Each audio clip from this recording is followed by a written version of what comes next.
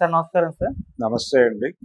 Sir Chiranjeevi గారి 'కొదమ సింహం' cinema మరి రిలీజ్ కి అయితే సిద్ధమైపోయింది. ఈ మంత్ 21న రిలీజ్ చేస్తున్నారు.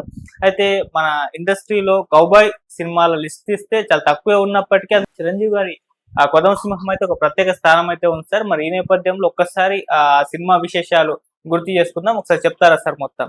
అంటే మురళీమోహన్ రావు గారు డైరెక్టర్ ఆ సినిమాకి. ఉమ్, ఆయన రాఘవేంద్రరావు గారికి తమ్ముడి వరుస. ఓకే.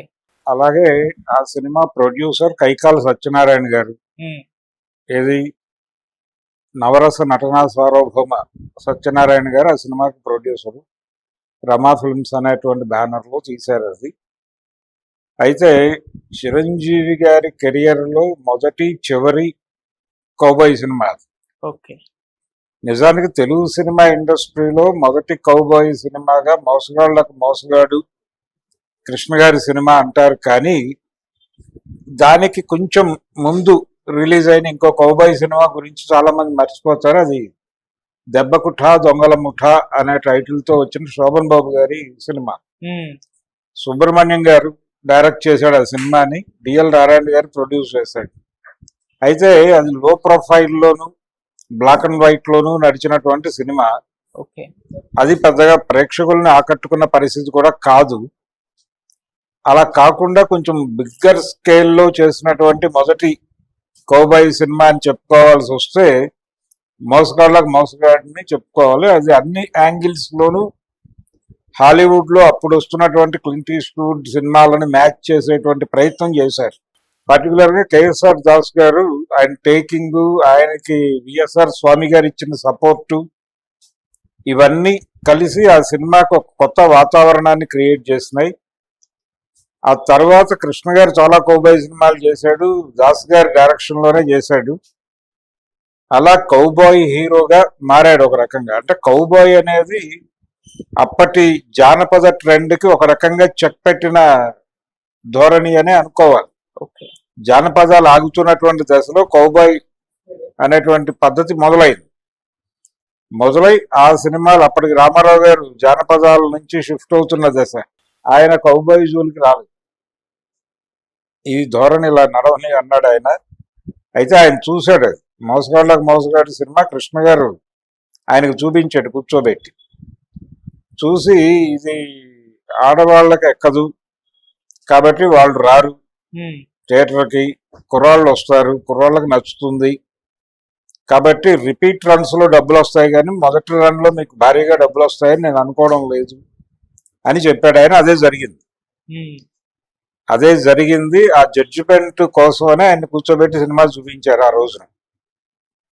అది మోసగాళ్ళకు మోసగాడు కథ. ఆ తర్వాత చాలా మంది హీరోలు కౌబాయ్ సినిమాలు చేసే ప్రయత్నం చేశారు.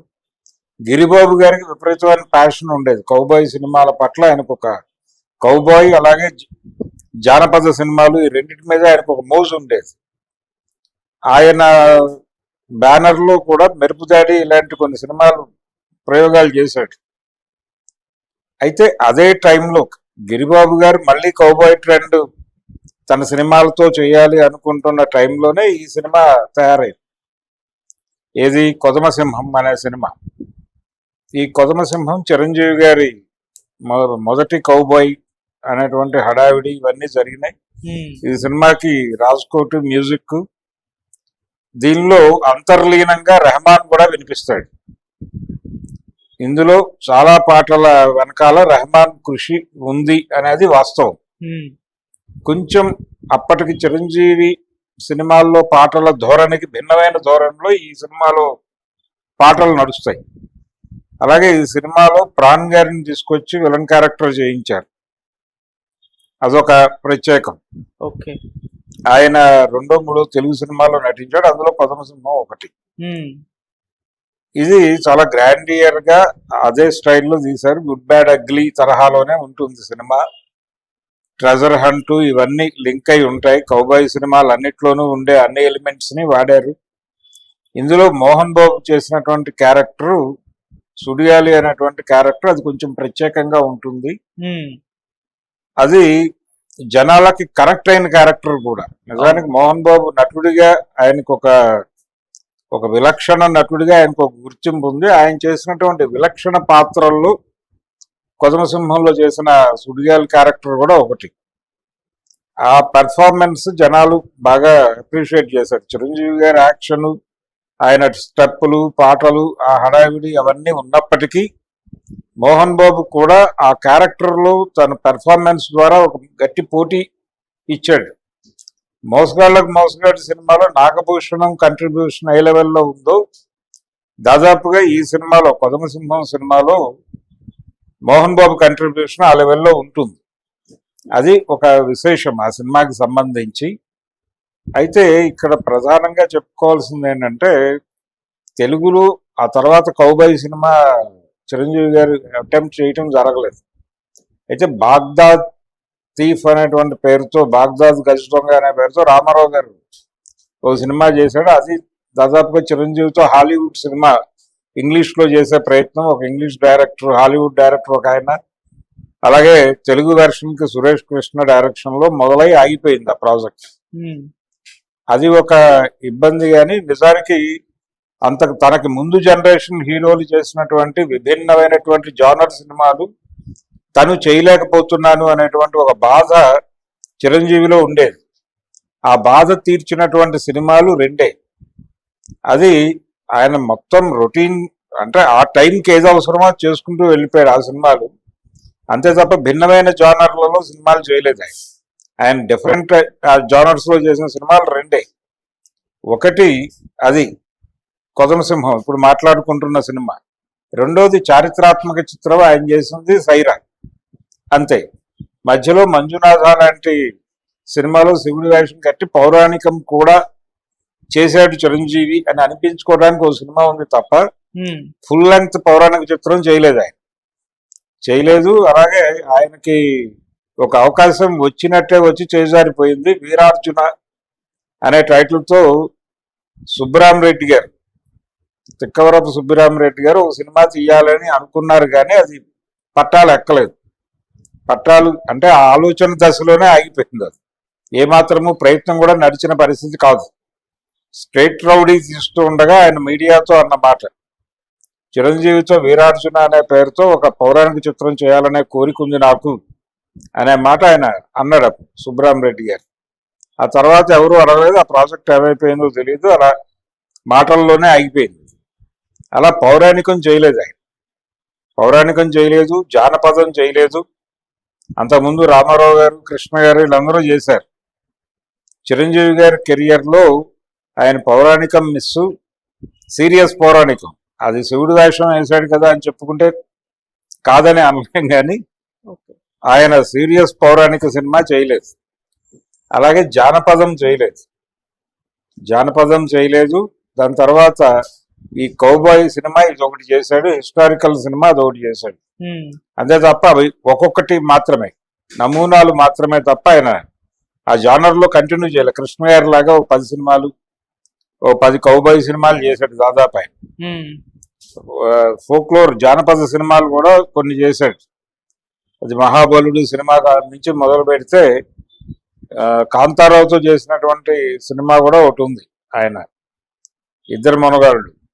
ఆ తర్వాత సింహగర్జన సినిమా కూడా జానపదమే, ఆయన డైరెక్షన్లో వచ్చిన సింహాసనం కూడా జానపదమే. అలా అన్ని జానర్స్లోనూ సినిమాలు చేసినటువంటి పరిస్థితి ఉన్న టైంలో కృష్ణ ఉన్నాడు. అందుకని ఆయన అన్ని జానర్స్లోనూ చేశాడు. చిరంజీవి గారికి అదృష్టం దొరకలేదు. ఆ తర్వాత వచ్చిన హీరోలకు అసలు లేదు. కొద్దో గొప్ప చిరంజీవి అదృష్టవంతుడు. అలా ఆయనకి ఒక కౌబాయ్ సినిమా చేసే అవకాశం కైకాల సత్యనారాయణ గారు కల్పించి ఆయనతో ఆ సినిమా చేయించుకున్నాడు. అంతకు ముందు కూడా ఆ బ్యానర్లో చిరంజీవి గారే హీరో.